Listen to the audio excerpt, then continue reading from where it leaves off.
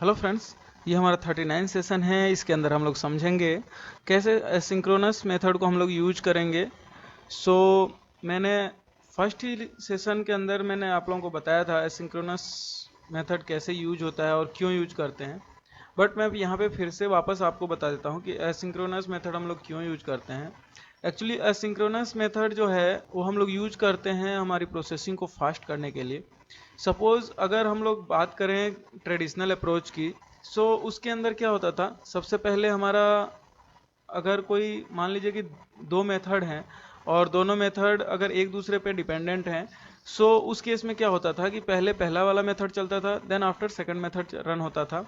और उस कारण हमारे जब भी जैसे पेज लोड होता था तो उसमें टाइम टेकिंग हो जाता था, जिसकी वजह से डिले होकर पेज खुलता था। या फिर कोई हम लोग इंसर्ट कर रहे हैं, अगर मान लीजिए कि उस मेथड में हम लोगों ने कोई इमेजेस वगैरह भी हमने डाल रखी है और भी बहुत सारे फंक्शनलिटी हम लोगों ने कर रखी है, तो वो वन बाई वन सिंक्रोनसली वो वर्क करता था।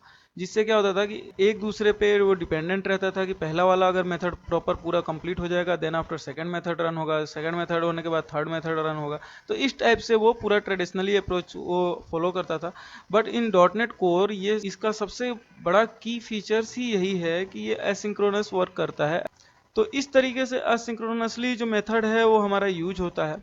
तो अभी तक हम लोगों ने जो इसमें यूज किया है वो ट्रेडिशनल मेथड था, जिसके अकॉर्डिंग हम लोगों ने अभी तक यूज किया है। तो चलिए हम लोग इसमें एसिंक्रोनस मेथड कैसे यूज करते हैं हम वो देखते हैं। तो सबसे पहले ये मेरा रिपोजिटरी है और यहाँ पे ये मेरा कंट्रोलर है। सबसे पहले ये जो प्रोजेक्ट मेरा रन हुआ हुआ है वो मैं आपको बता देता हूँ। सो ये जो मेरा प्रोजेक्ट है ये इस टाइप से मेरा रन हुआ है और इसमें मैं क्रिएट बुक्स की डिटेल में एंटर कर रहा था। सो इसको मैं बंद करता हूँ और यहाँ से सबसे पहले मैं रिपोजिटरी के अंदर जाता हूँ और रिपोजिटरी के अंदर जाने के बाद यहाँ सेव चेंजेज है। सेव चेंजेज के बाद में अगर मैं कंट्रोल और स्पेस दबाऊँ तो मेरे सामने ये दो तरीके के मेथड यूज कर सकते हैं हम लोग, एक तो सेव चेंजेज और एक सेव चेंजेज एसिंक्रोनस। यहाँ पे हम लोग अभी सेव चेंजेज यूज कर रहे हैं, इसकी जगह हम लोग सेव चेंजेज एसिंक्रोनस करेंगे। सो ये जब भी हमारा एसिंक्रोनस हम यूज करेंगे उस केस में यहाँ पे हम अवेट यूज करते हैं। ठीक है, अवेट फंक्शन जो भी है, ये जो इंट मेथड है इसके साथ हमें एसिंक्रोनस पास करना पड़ेगा, एसिंक लिखना पड़ेगा। और जो ये इंटीजर है वो टास्क के अंदर हमें प्लेस करना पड़ेगा। सो यहाँ पे लिखना पड़ेगा टास्क। ठीक है, और यहाँ से इंटीजर को हम लोग इसके अंदर पास करेंगे।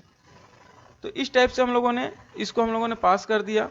देन आफ्टर हम यहाँ से अवेट फंक्शन यूज करेंगे और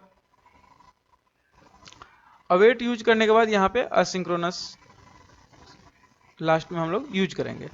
इसी तरीके से अगर हम मैं DV context book dot ed लिखा हुआ है वहाँ पे मैं अगर कंट्रोल और स्पेस बार दबाऊं, सो यहाँ पे भी मैं ऐड एसिंक्रोनस यहाँ पे ऐड करना पड़ेगा। ठीक है, और इसको यहाँ पे सबसे पहले अवेट लिखना पड़ेगा। इस तरीके से हम लोग एसिंक्रोनस मेथड का यूज कर सकते हैं रिपोजिटरी के अंदर। अब इसी तरह हमें कंट्रोलर के ऊपर भी अगर हमने एसिंक्रोनस मेथड हमने रिपोजिटरी के अंदर यूज किया है तो उसी तरीके से हमें बुक स्टोर जो कंट्रोलर है उसके ऊपर भी हमें यूज करना पड़ेगा।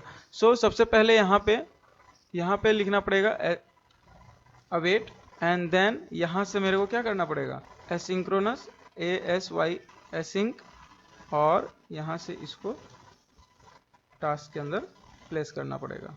अब हम अगर इसको रन करते हैं तो हमारा एसिंक्रोनसली प्रोग्राम रन होगा और हमारा जो डेटा है वो स्पीडली इंसर्ट होगा। सो यहाँ पे क्रिएट बुक पे जाते हैं और क्रिएट बुक पे जाके हम लोग एक नया बुक ऐड करते हैं।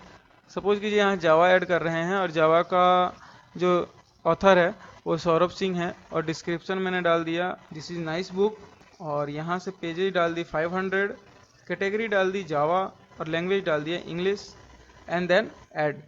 सो जैसे ही मैं इसको ऐड करूँगा यहाँ से मेरा रिकॉर्ड इंसर्ट हो जाएगा। और अगर हम डेटाबेस में जाकर चेक करें, सो यहाँ पे बुक और यहाँ से बुक स्टोर में टेबल्स, और टेबल्स हम लोगों ने बुक्स नाम से बना रखी है। तो एडिट 200 रोज कर लेता हूँ और 200 रोज करने से मेरे ये जो जावा की बुक्स है और दिस इज नाइस बुक और ये जो सारी चीज़ें हमने अभी इंसर्ट करी थी वो हमारी इंसर्ट हो गई है। तो इस तरीके से हम लोग एसिंक्रोनस मेथड का यूज कर सकते हैं। एसिंक्रोनस मेथड के थ्रू हम लोगों ने देखा कि कैसे हमारा डेटा इंसर्ट होता है। सो नेक्स्ट सेशन में हम लोग समझेंगे कैसे डेटा सारी बुक्स को हम लोग डायनेमिकली लेके आएंगे। सो अगर आप लोगों को समझ में आ रहा हो तो आप लोग please like subscribe and share ज़रूर करें, और अगर नहीं आ रहा हो समझ में तो प्लीज़ इस मेरे को कमेंट सेक्शन में कमेंट करें, जिससे कि मैं आप लोगों को और कुछ हेल्प कर सकूं। Thank you so much.